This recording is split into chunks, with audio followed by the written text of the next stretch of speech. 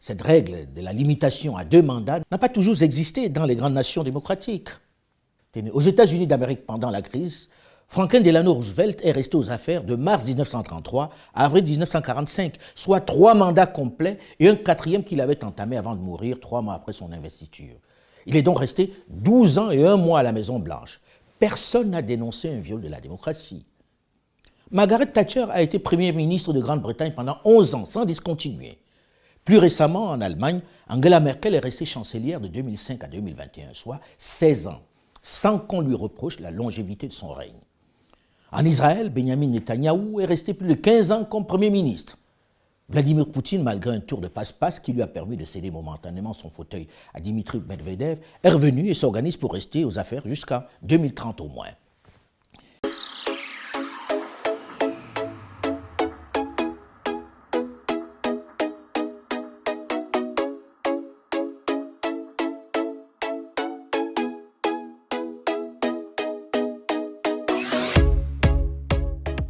Si on est tous désirés de l'alternance au pouvoir, on ne peut pas en faire un dogme obligatoire au bon fonctionnement de la démocratie. La limitation des mandats est certes souhaitable, mais elle ne garantit pas pour autant la bonne gouvernance. Ayons le courage d'affronter cette vérité. Je commencerai par dire que ne dure pas au pouvoir qui veut, mais dure qui peut.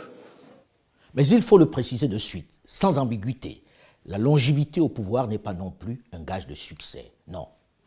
Elle peut être un réel frein pour le développement pour peu que les leaders n'aient aucune vision, aucun réel projet. Il suffit pour s'en convaincre de regarder les pays d'Afrique centrale où l'on bat des records de longévité aux affaires. Guinée équatoriale, Cameroun, Congo, pour ne citer que ceux-là.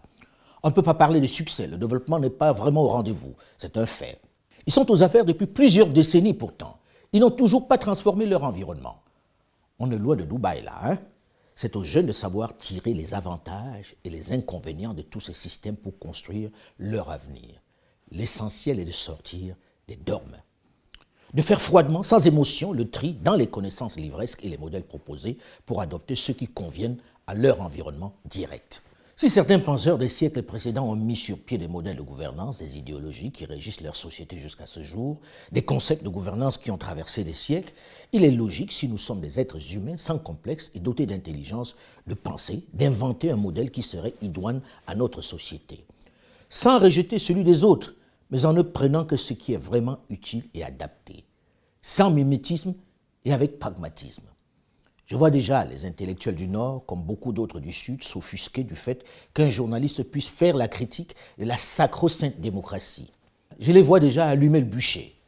Mais il est temps de sortir de cette bien-pensance, de cette pensée unique, gluante de certitude, pour libérer la pensée d'une jeunesse qui en a assez de ces promesses, de ces théories. Il faut arrêter de faire semblant, de détenir le savoir, alors que chacun sait que ça va mal et que nous n'avons aucune vue. On n'a même pas vu arriver la révolution, le changement de paradigme qui se fait aujourd'hui dans nos maisons avec des jeunes qui aspirent légitimement à créer leur monde. Le nôtre a vécu. Ayons l'humilité, la décence de reconnaître que nos solutions sont de plus en plus un peu obsolètes face aux réalités auxquelles nous sommes confrontés. Il faut peut-être accepter un toilettage en profondeur de ces concepts. On ne doit pas oublier que pendant 2 millénaires, la démocratie était synonyme de chaos social et de guerre civile. Platon trouvait ce régime catastrophique. Nous sommes sans doute en train de vivre la fin de l'hégémonie occidentale sur le monde. Nous nous étions habitués à un ordre international qui, depuis le XVIIIe siècle, reposait sur une hégémonie occidentale.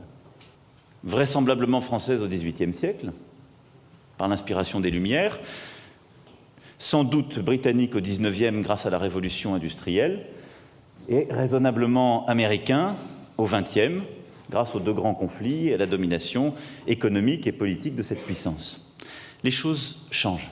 Et elles sont profondément bousculées par les erreurs des Occidentaux, dans certaines crises, par les choix aussi américains depuis plusieurs années.